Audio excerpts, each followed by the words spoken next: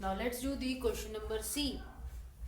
6.5n minus 7.5 is equals to 4.2 minus 1.5n. Question बहुत easy है, जो हम एकदम ये इस तरह के क्वेश्चन हम इनफैक्ट क्वेश्चन नंबर क्लास 6 में भी कर चुके हैं. बस डिफरेंस क्या है and what the reason I have taken this question to explain is just because of this decimal point. सिर्फ डेसिमल पॉइंट होने की वजह से I am explaining this question, क्योंकि एक बहुत इंपॉर्टेंट चीज़ है जिसे मैं रिकॉल करना चाहती हूँ. डेसिमल चैप्टर्स में हम ऑलरेडी पढ़ चुके हैं, इसीलिए उस चीज़ को हम एक बार फिर से रिकॉल भी कर लेंगे यहाँ. ठीक है, तो हम सोल्यूशन करते हैं. पहले क्वेश्चन एक बार वापस लिख लेंगे. सोल्यूशन में 6.5n minus 7.5 is equals to 4.2 minus 1.5n. Okay, पहले क्या करेंगे? स्टेप 1 है कंपेयर द वेरिएबल. यहाँ है 6.5n इक्वल के दूसरी तरफ है माइनस 1.5n. जैसे कि हम जानते हैं कि पॉजिटिव और नेगेटिव में जब भी कंपेयर करना हो तो पॉजिटिव ही हमेशा बड़ा रहेगा. तो यानी कि ये है बड़ा n, है ना, बड़ी वैल्यू इसकी है, बिगर वैल्यू इज दिस.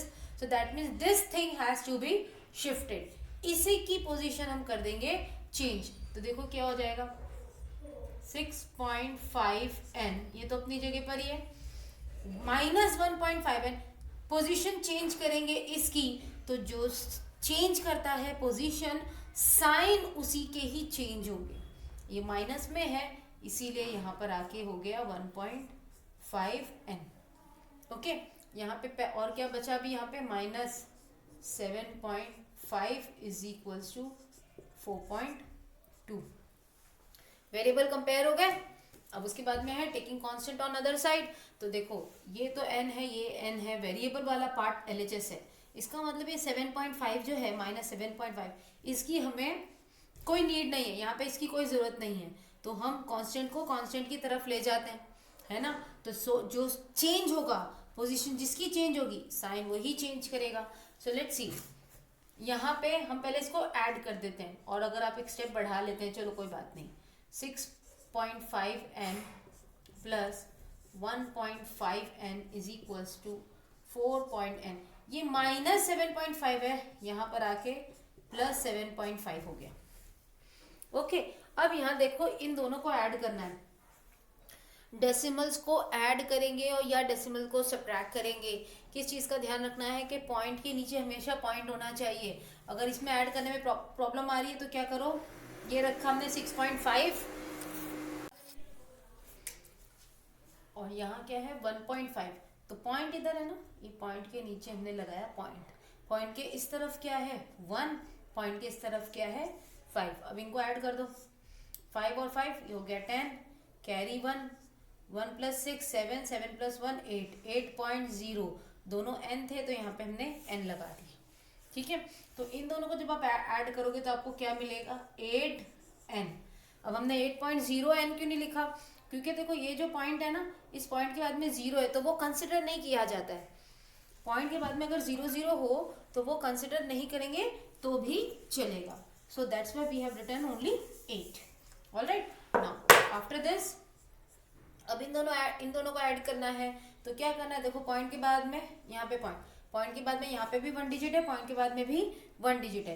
तो ये और ये डिजिट ऐड हो जाएंगे. तो 5 plus 2 it will become 7. Point के नीचे पॉइंट लगा दिया. 7 प्लस 4 इट विल बिकम 11. अब यहाँ पे हो चुका हमारा कांस्टेंट अलग हो चुका है, वेरिएबल अलग हो चुका है. Now operating with the coefficient. यहाँ पे n के साथ में 8 मल्टीप्लाई हो रहा है, उधर भेज देंगे तो क्या हो जाएगा वो डिवाइड. तो 11.7 अपॉन 8.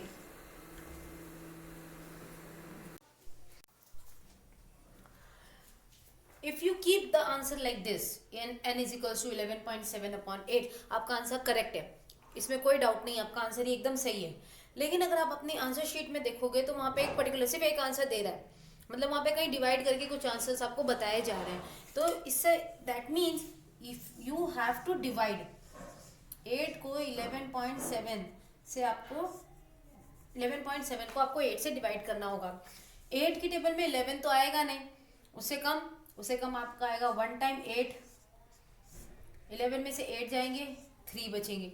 अब देखो 8, ये तो 7 अब नीचे आ रहा है ना आपका, ये 7 नीचे आ गया। हम क्या कर रहे हैं, जैसे ही आपका डेसिमल के उस तरफ हम पहुंच जाते हैं तो आपका डेसिमल वो यहाँ पे शिफ्ट हो जाता है। ओके, अब 8 की टेबल में 37 तो नहीं आता है, बट 32 आता है। कितने टाइम?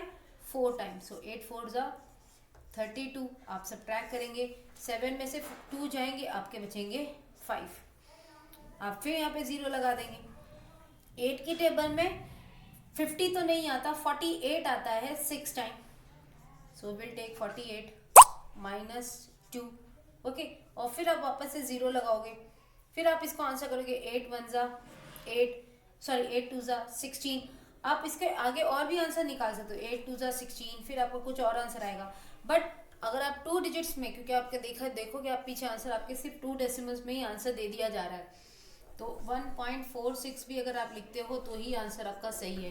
क्योंकि डेसिमल में बाय डिफ़ॉल्ट और जनरली हम क्या करते हैं कि डेसिमल्स के बाद में सिर्फ 2 डिजिट्स तक ही हम आंसर को कंसिडर कर देते हैं, या लास्ट 3 डिजिट अगर कभी लेते हैं तो लेते हैं।